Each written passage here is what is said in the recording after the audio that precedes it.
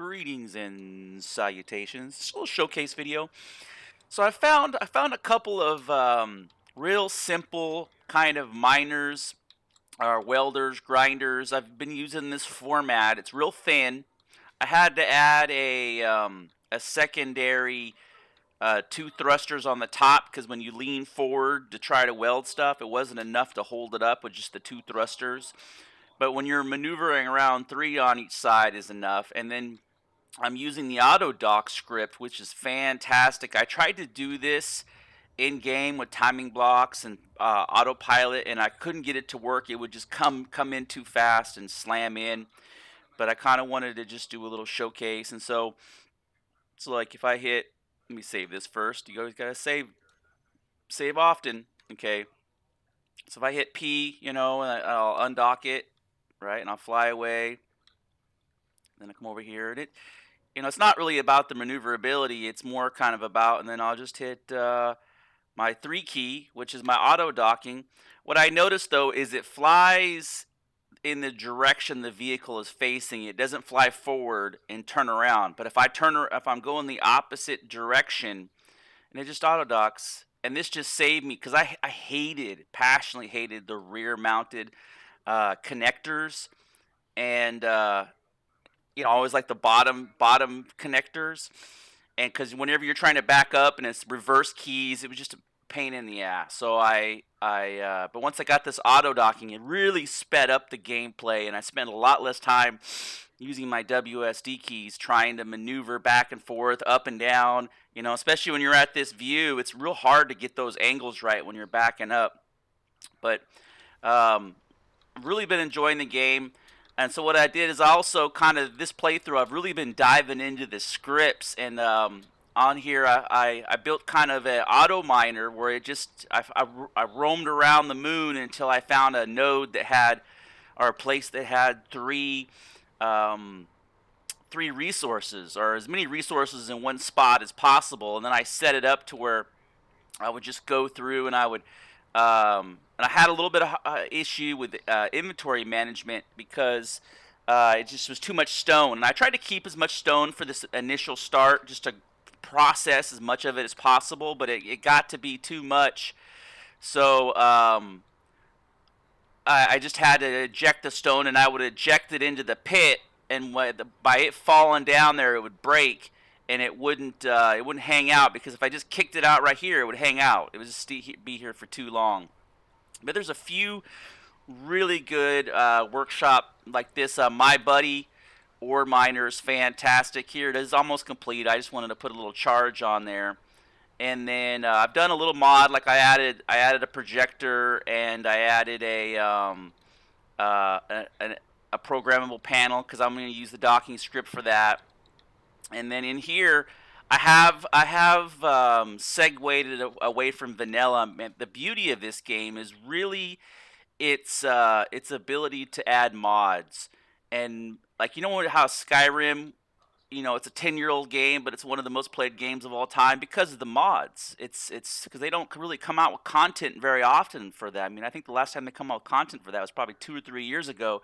Well, they segue it into all these other platforms like the Switch and the Wii, or whatever new thing comes down the line. But the mods for this are amazing. And what I really liked about this is, like, for an example, is there's a CPU unit on how many items. So like if I hit G and I look at my cargo container, and I type in cargo, okay, and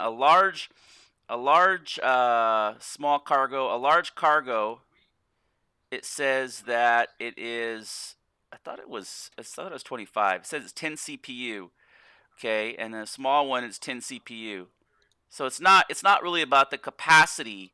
It's just that. And so initially, while I was building this, when I first started this, I mining this mine, I think I had 8 of these large cargoes up here, and each one of these is 10. So that's 80 CPU. And then by going to this large industrial, or yeah, let me find it again. But it's a G, hit G, and then go to store. Okay, so it's right here. It's your your storage container, large ore. So it uses tin also, but it's like the equivalent of I think 15. Let me go look at the capacity, but it's pretty huge. It's so big. It's a little bit of a challenge to get it snapped in, but it's what is that? 2 million? It's 2 million 500,000. Yeah, 2,500,000. Where these are just 450 400. Where do you go? 450,000. Yeah, 421,000. So it's like five, if my math is right. It's like five of these for the same CPU. So when it comes to really them, of course, the materials to build these, they're expensive to build. Um, but that's okay. I'm okay with spending more resources to keep that CPU limit crunched down to where I can kind of build more elaborate things and use those CPU limits um, for things that are instead of having just a bunch of static storage containers. I would rather, like, I built this scaffolding, and let me see what the scaffolding is. So that's something I've kind of been getting my head wrapped around, is this CPU limit. Yeah, so each one of these is one. Um, this is the new railing. So these are all one. Um, what is this? Gravity. So these are one. It costs one sheet. See, these are a little expensive. I guess this is just railing. I could have used some of this. This would have been cheaper to use, but these are just one each. And so what is a block? What is a light armor? Oh, a light armor is one also. Steel required 25. So I kind of traded off a little bit of my CPU usage, because here's 1, 2, 3, 4, 5, 6, 7, 8, 9, 10, 11, 12, 13, 14, 15, 16, 17, 18, 19, 20, 21, 22. Okay, so that's three storage units. I'm still ahead, but basically what I've done is I've husked out this mineral, and you can see I got some cobalt here and I got some iron there, and I'll still mine this stuff out. I just kind of have been really focusing on getting the base below ground, or so when these meteors and this stuff attacks, the only way they can attack is just be straight above. So it's kind of a way to mitigate potential asteroid damage. It's just got to come in at just the right angle to get it. And eventually, I'm going to try to come up with a door for this. I don't know what my options are for a large door, and so it's this is where I'm at. And I built a ladder, so if I'm out of juice, um, I can still climb out of it. And I set up my docking thing in there so I can linearly. The goal is to kind of line these ships up to where they're docked up, and I'll probably do another row up this side right here. But I wanted to clean that ore out of there first, and I'm gonna build the defenses up on a little bit more on this. I just put this one here, and I got one over on the turret over there. But initially, my goal is to strip all of, like, move all of this stuff on the back side of here, all these two cargo containers and this refinery. I'll leave one. Actually, I want to get all of this out of here. I'll leave the windmill, but I want to get all of this out of here and in the hole is my goal. But yeah, that's where I'm at. The mod capability of this game. Usually when the mods have like a stigma to them. When you think about um, if people say, "Oh, I'm using a modded this," and they try to stick to the vanilla experience. But what I've come to realize is there's certain games where they really thrive off the mods, and it's not like you're manipulating or you're cheating the game. They've actually opened up the modding tools to expand assets, and that's where Space Engineers really comes in, is because the mods are just additional assets to the game, and the community's done a fantastic job with basically feeding in assets to the game, like these storage, and there's this other thing that I've been using a lot. If I hit G, I'm still getting kind of used to the menu. Are like these tanks, small gas tanks, and these hydrogen tanks. these things right here, the way that they got these tucked in, so like I'm just gonna equip this to the hot bar just so I can show you real quick. So there's kind of a small, is that the large?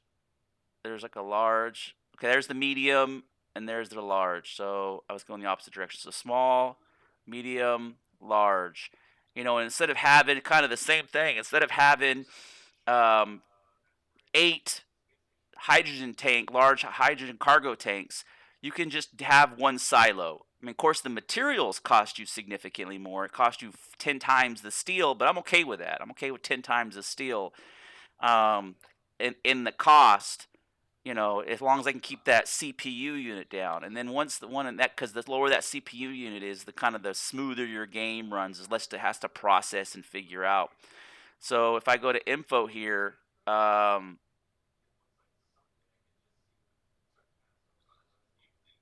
so it says I'm looking for my CPU usage. I know it says it in here. I think these are recs. I think these are recs.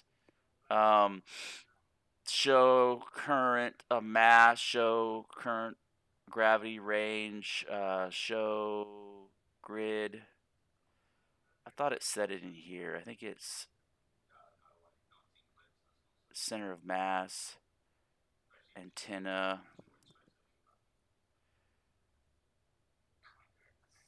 I thought it was, but see right here it says the CPU. So collectively, I think static grid assign authority. So I don't know what this is. That's using 4,000 CPU. Small grid. Small grid. 10,270 blocks. See, I don't know what some of this stuff is. Yeah, piston. Oh, this is probably my miner. Maybe it broke. That's why it's red. Yeah, list of unused blocks, miner. See, these are red. 3 blocks. CPU. I gotta go check on my miner and see what it's doing. Okay, but I'm gonna stop the video here. I just kind of want to go over a few talking points. You know, the problem or a common theme with this game is you'll get into seeing how stuff works, and then you'll spend 45 minutes with a calculator trying to figure out if you've reached over your limits. And let me turn this off. So one thing that will kind of cause a little performance issues is these projectors.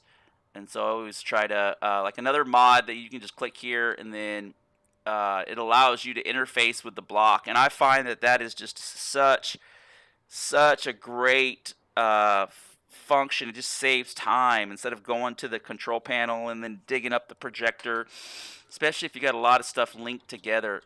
It's really, I'm on a moon, so it's low gravity. It's my booster. My thrusters last a relatively long time, but it gets squirrely on you quick. You know, that gravity is kind of like a tether that holds you, kind of slows you down a little bit.